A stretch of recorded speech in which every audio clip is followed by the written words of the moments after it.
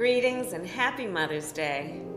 So my mother, Shamala Gopalan, well, she had two goals in her life: to raise her two daughters and end breast cancer. She was a breast cancer researcher, and she worked very long hours in that lab. After school and on some weekends, my sister and I would walk 2 houses down to the home of Mrs. Regina Shelton.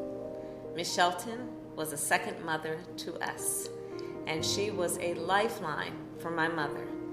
My mother would always talk about how, but for Miss Shelton, she could not have done the work that she did every day. And that is the story of American mothers. Mothers relying on one another. Mothers relying on their communities for childcare, for companionship, to help carry the load. Because indeed, it takes a village. And during the pandemic, too many working mothers have been forced out of the workforce. Too often because they did not have the support that they need, that they deserve. President Joe Biden and I are determined to change that. We have already cut taxes for families with children and made a historic investment to give families and child care providers some relief. And we are just getting started.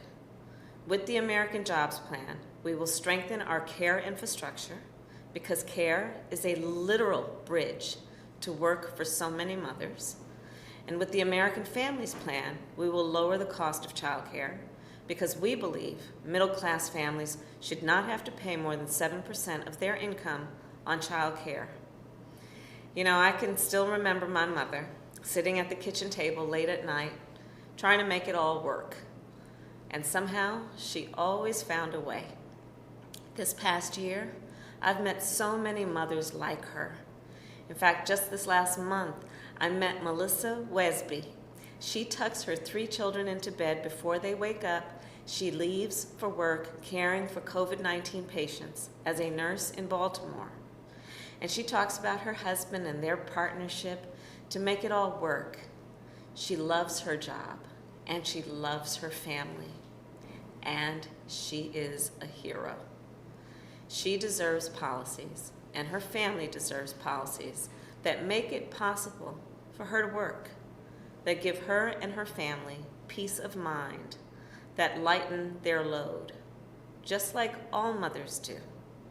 So the mothers, stepmothers, godmothers, grandmothers, and aunties, to all of you, I want you to know that the President and I have your back. Thank you for all that you do and for all that you are. And again, happy Mother's Day. It was always about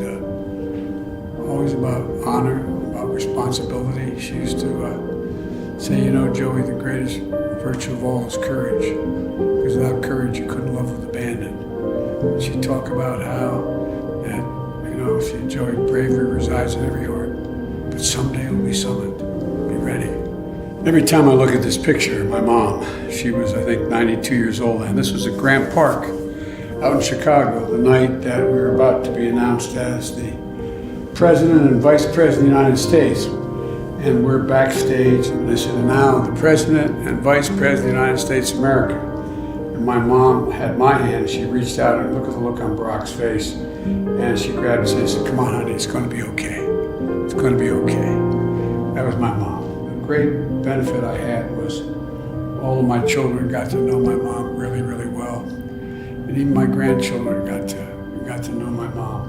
An incredible lady. She was a quintessential lady.